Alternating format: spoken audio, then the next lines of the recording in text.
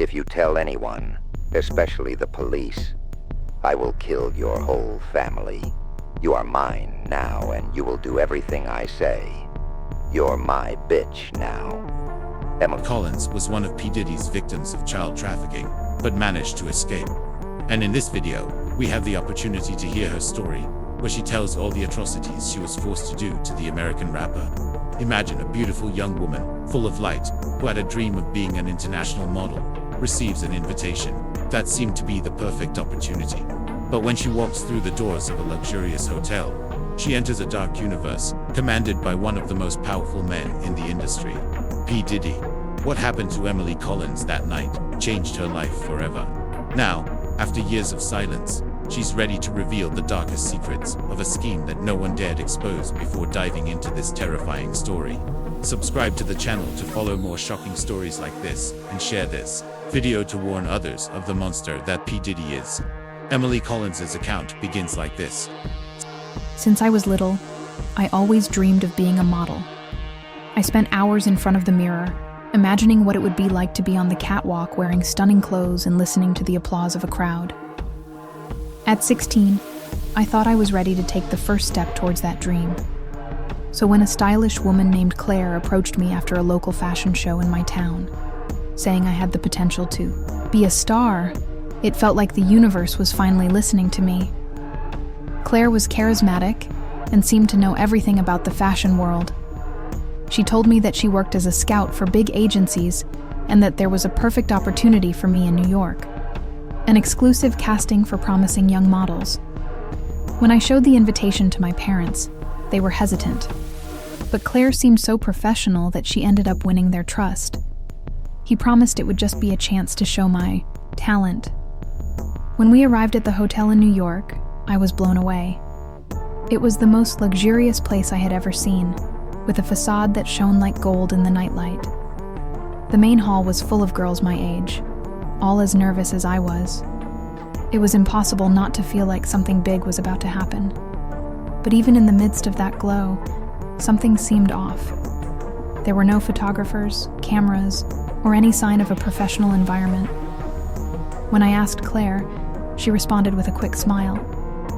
"Everything will be explained in due time, dear." When it was my turn, Claire led me to a room on one of the upper floors. It was small and full of mirrors, with a simple table in the center. The atmosphere, which had previously seemed magical, was now heavy. The glamour of downstairs was gone, replaced by something I couldn't understand. A man entered the room. He was tall, dressed in an impeccable suit, and had a cold smile that made me uncomfortable. "Are you ready to be part of the fashion world, Emily?" he asked as he analyzed my every move. I tried to look confident, but something about him made me want to run away. He put a contract on the table full of fine print that I couldn't fully understand. "Sign here. This is the beginning of your future," he said, his deep voice echoing in the room. When I hesitated, he leaned closer as if to intimidate. I started to feel trapped. I asked if I could think better of it or show my parents the contract, but he laughed in a way that made me freeze. "That's not necessary. Claire already took care of everything for you." I pretended I needed to go to the bathroom and hurried out of the room. My heart was racing, and every step I took seemed to take me further from an exit. When I tried to go back to the main hall, I noticed that the hallways were full of security guards. They didn't say anything, but the looks on their faces made it clear that I shouldn't be wandering around. That's when Claire appeared again. She no longer had the friendly smile she used to have. Now she held me tightly by the arm, as if reminding me that there was nowhere to run. "Don't worry, sweetheart. You're exactly where you're supposed to be," she said with disturbing calm, leading me back into the room. It was at that moment that I realized the truth. This wasn't a casting, and the world of fashion that I dreamed of so much was just a facade.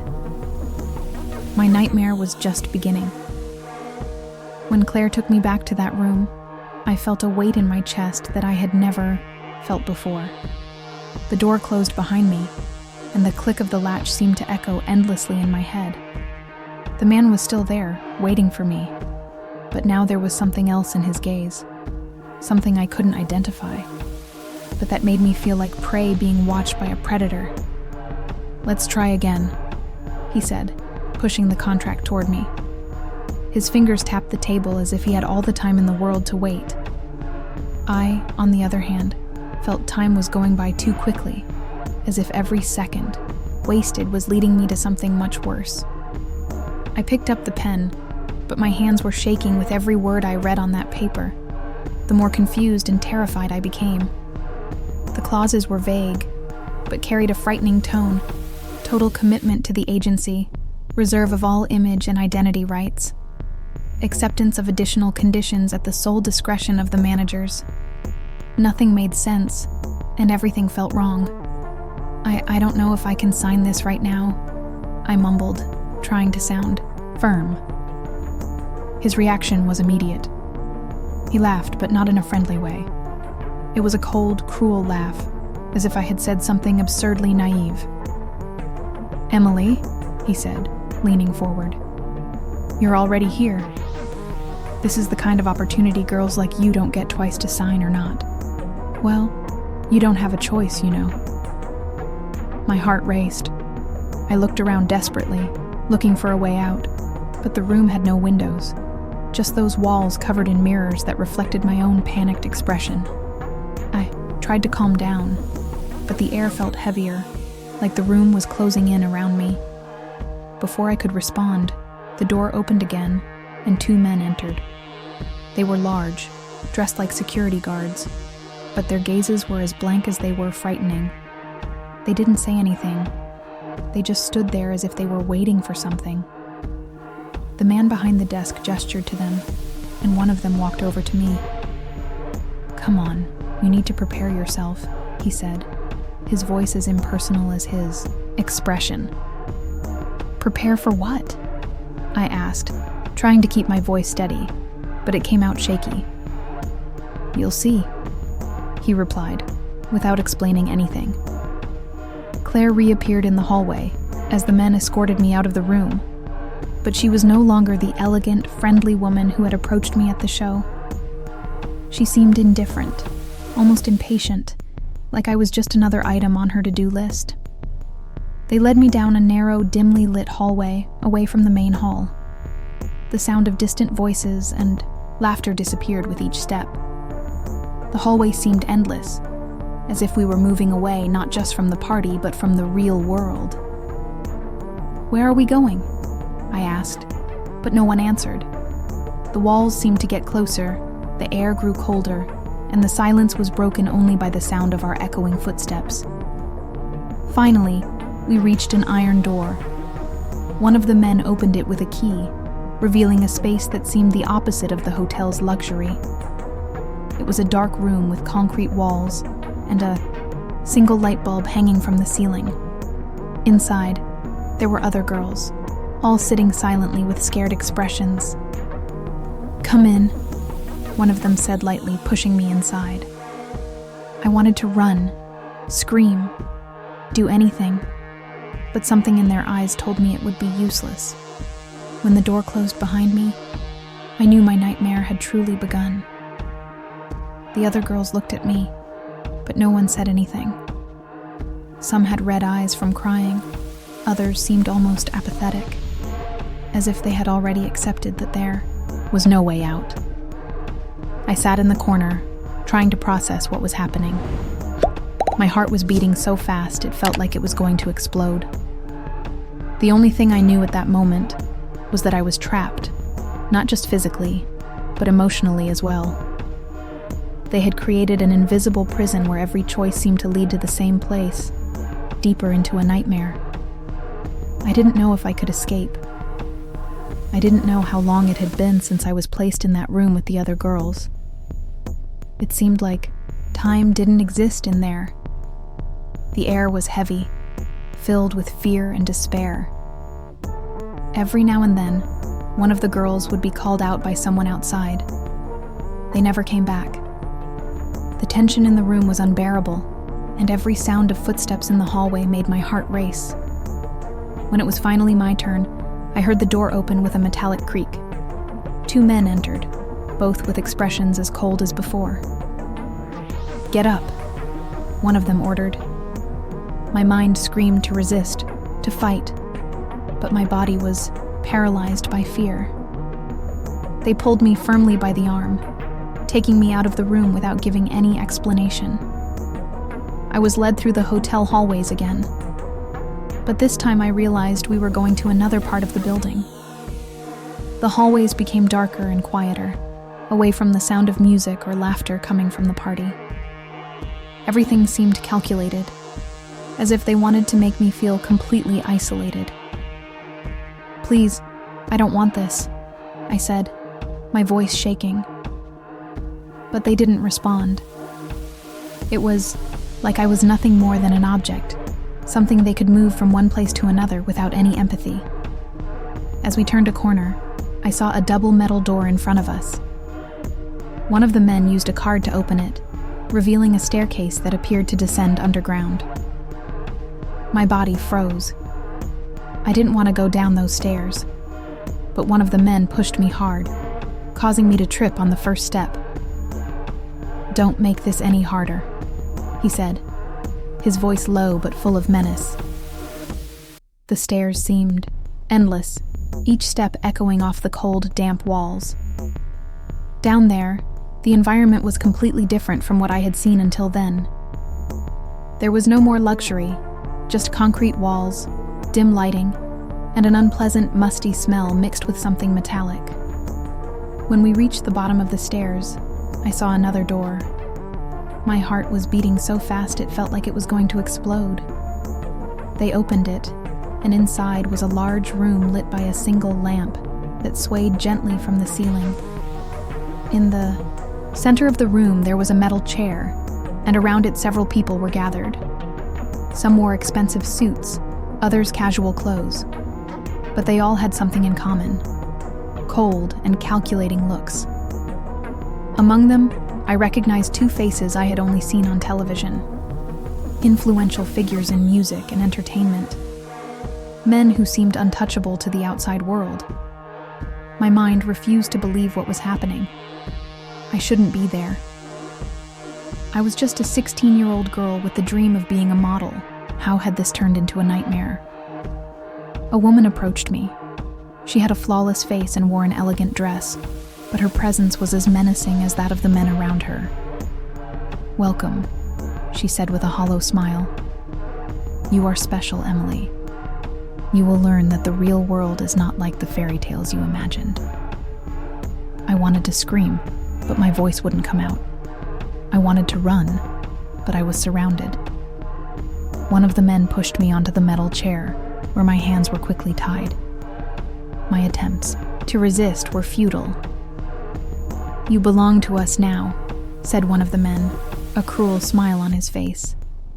At that moment, I knew it wasn't just a mistake or a misunderstanding. I had been kidnapped, taken to a place where no one would find me, where my voice would be silenced, and where I would be just another pawn in a macabre game. The first few days in captivity were a whirlwind of fear and confusion. I didn't know where I was, nor why I had been taken. The only thing I quickly understood was that the initial luxury of the hotel had disappeared, giving way to cold, impersonal, and oppressive environments. But the worst of all was realizing who was behind everything. P. Diddy. I had seen him before, walking through the ballroom, surrounded by people who admired and feared him. I never imagined that someone so powerful, an icon that so many people respected, could be linked to something so horrible.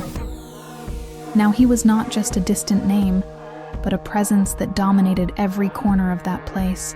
They kept us in isolated rooms with concrete walls and simple metal beds, as if we wanted to be treated like humans. We heard P. Diddy's name constantly. He was the leader of that scheme, the man who gave the orders and controlled everything. Every decision seemed to pass through him, and his power was inescapable. "You are here because Mr. Combs believes in your potential," the guard said, repeating the name as if it were a sacred title. But the truth was that he saw no potential in us, just means to feed his ego and maintain control over a perverse scheme of trafficking and exploitation. Every now and then he would appear. When he entered the room, the air became even heavier, and all the girls shrank. He had a cold smile, which seemed to carry a silent threat. "You are lucky to be here," he said with a tone that mixed sarcasm and cruelty. The events they organized were just covers for something much darker. I was taken to luxurious parties where I had to pretend I was there by choice, smiling for cameras while being closely watched. These parties, always controlled by P. Diddy and his associates, were a theater carefully staged to hide the true purpose. He seemed to be everywhere, moving the pieces of this macabre game with frightening confidence. The years passed in a blur of pain and silence. I was just 16 years old when I was kidnapped, and my body and mind began to bear scars that would never disappear.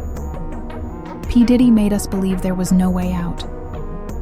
His influence was so great that even if we managed to escape, who would believe us? He was untouchable, above suspicion, and he knew it.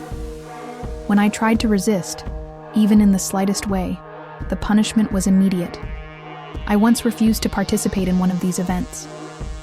Claire, who was just another pawn in P. Diddy's game, came up to me with a fake smile. "You know what happens to those who disobey, don't you?" she said. Shortly afterwards, I was taken to a dark room where I was locked for days. P. Diddy never had to raise his voice or hands. His control network was so effective that all it took was a gesture for his henchmen to do the job.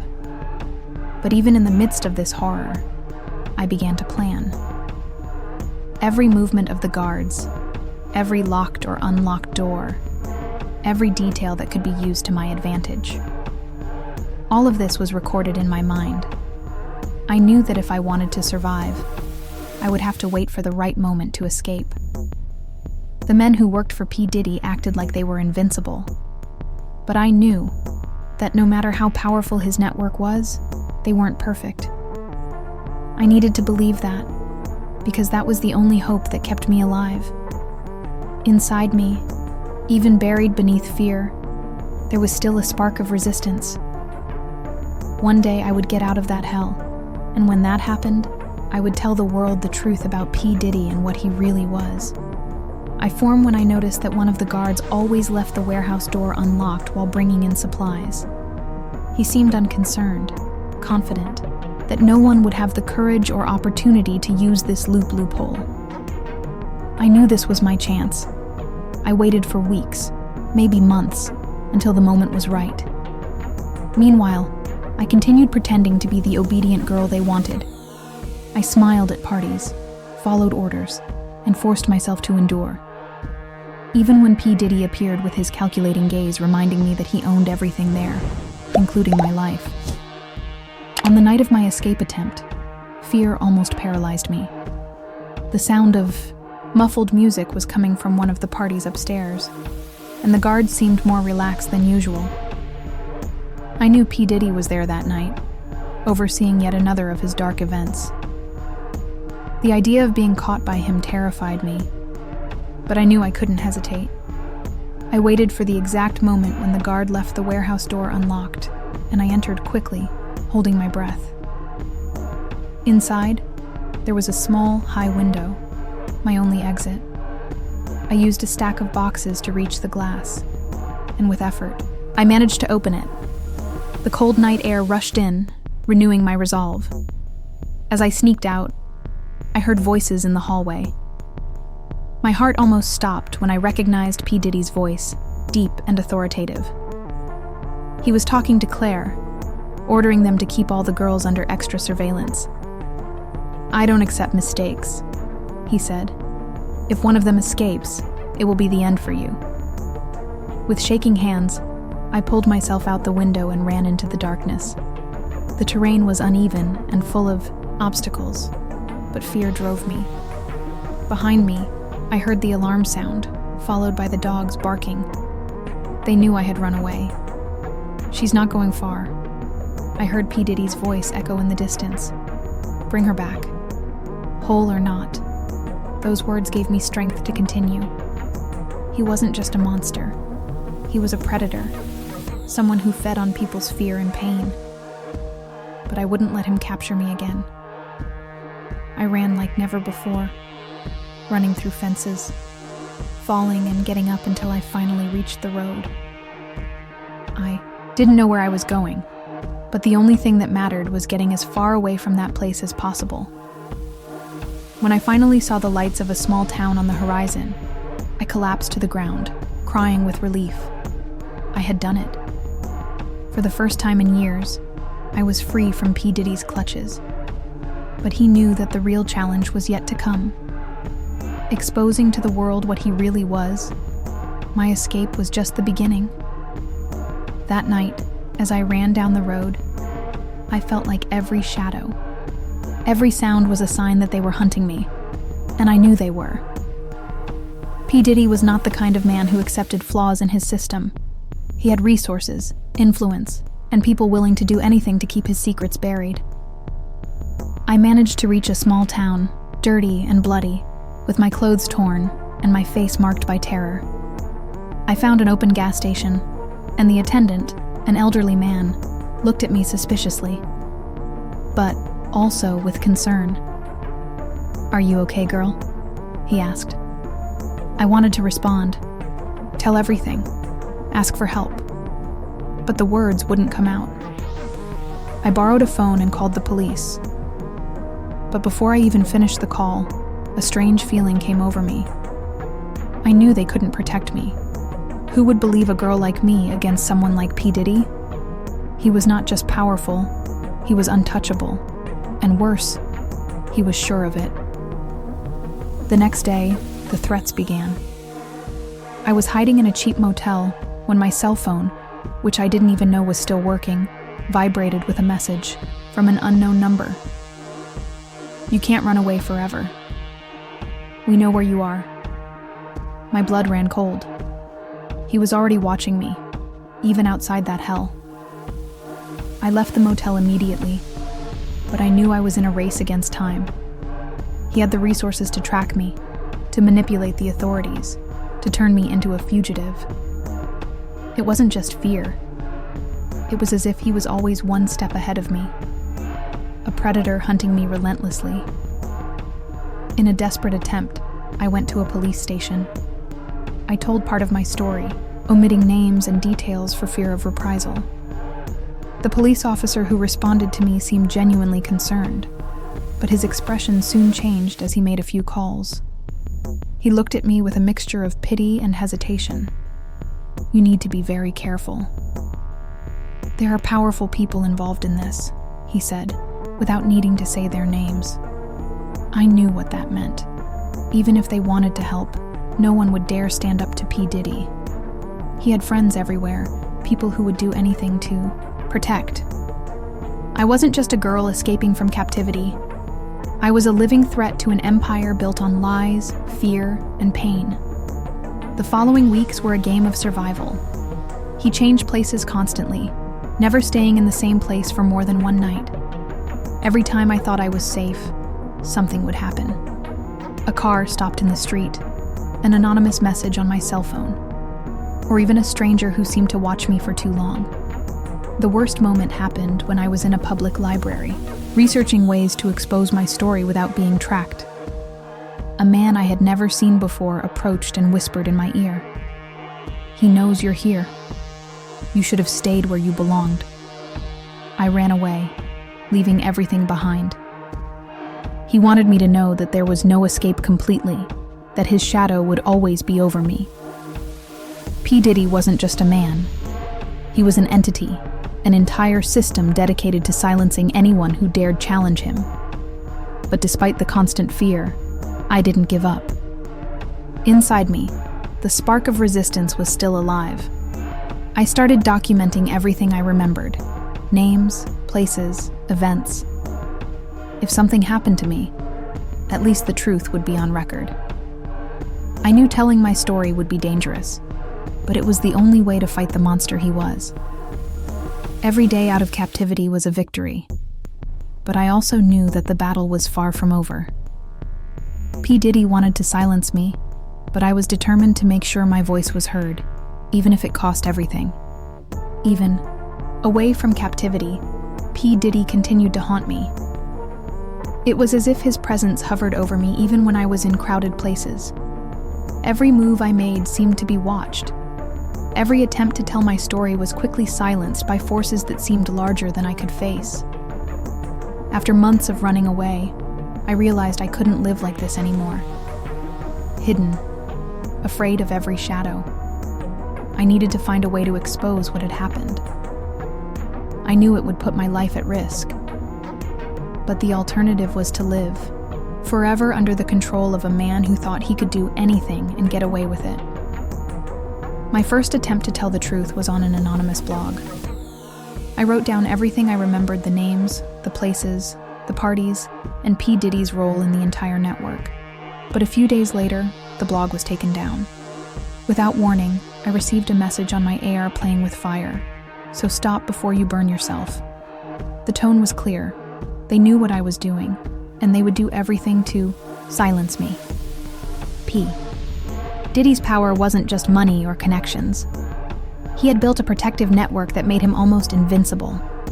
Journalists, lawyers, even law enforcement figures seemed to be on his side. Still, I kept trying. I found an independent journalist who seemed willing to hear my story. We met in secret in a remote cafe, and I told her everything. For the first time, I felt like someone truly believed in me. "This needs to be told," she said. But before we could move forward, she disappeared. It simply disappeared. Days later, I received an email from an anonymous sender. "Did you really think she could help? No one can." That message destroyed me inside. P. Diddy didn't even need to hide. He played on fear, on the power of his reputation, and knew he could destroy anyone who tried to challenge him. But he didn't know that. At that point, I was already recording everything. Every message, every attempt at silencing, every step of the way. Everything was documented. Even though he had managed to silence others, I was determined to make sure that if something happened to me, the world would know what he really was. I made one more attempt. This time, I recorded a video with my face showing. I looked into the camera and told my story in detail, without hiding anything. P. Diddy, the man the world saw as an icon, was a monster behind the scenes. I knew posting that video would be like signing my sentence, but I also knew that if I didn't, I would be allowing him to continue hurting other people. When I published the video, I turned off all notifications for days. I didn't know what had happened. I didn't know if people had watched, if they believed me, or if he was already coming after me again. Then something unexpected happened. The video went viral. People started commenting, sharing, and even other girls started coming forward with similar stories. For the first time, I felt that maybe he wasn't as invincible as he believed. But at the same time, threats have increased. Anonymous messages, cars parked near where I was, and even attempts to break into the place where I was hiding. P. Diddy was furious, and his power was still real. I knew the fight wasn't over yet, but at that moment, something inside me changed. For the first time, it wasn't just me against him. Other voices were joining mine, and the truth he had tried so hard to hide was finally coming out of the shadows. Today, at 32 years old, when I look back, I can hardly believe that I survived. The 16-year-old girl, full of dreams, was destroyed by a man who used his position of power to control and silence people like me. P. Diddy, the icon admired by so many, was a true monster. But now, finally, I can say I'm free. After publishing my video and seeing the impact it had, something inside me changed. For the first time in years, I felt like I had a voice again. and that voice could make a difference. It wasn't easy. He tried in every way to destroy my credibility. His lawyers accused me of slander. His team spread lies about me on the internet. And people I had never met started attacking me. But I was no longer alone. Other survivors began to speak out, and together, our voices grew stronger. Influential people began to support our stories. Investigative journalists began to gather evidence. And slowly, the myth of P. Diddy's invincibility began to crumble. He was still trying to reach me, of course. I received countless death threats. And every time I left the house, I looked over my shoulder. But now I had something he couldn't take from me: courage. He spent years trying to silence me, but the more he fought against the truth, the more the world saw who he really was. Over time, I managed to recover. I started going to therapy, something that at first seemed impossible. Dealing with trauma was a long and painful process, but with each session, I felt as if a piece of the weight I was carrying was being lifted. I don't feel completely cured. I don't know if I ever will. But today I can live without the constant fear that consumed me for so long. My story also gave me purpose. I began working with organizations that help victims of trafficking and abuse, using my experience to support others who have gone through what I went through. I know not all survivors have the opportunity to tell their stories, but I promised myself I would do everything I could to be their voice. As for P. Diddy, he continues to try to clean up his image. But the allegations have grown so much that he is finally being investigated. I don't know if he will face justice, not in the way he deserves. Men like him have the resources and power to avoid real consequences. But the world knows who he is now, and that for me is already a victory. Today, I live with a sense of freedom that seemed impossible a few years ago. I'm not completely cured, but I'm at peace with my story. I know that facing a monster like P. Diddy was one of the hardest things I've ever done. But I also know that in exposing his true colors, I did something that no one can ever erase. If you're listening to this, know that the truth is powerful, even when it seems impossible to say. P. Diddy tried to destroy my life, but today I'm here, alive, strong, and finally free from his clutches.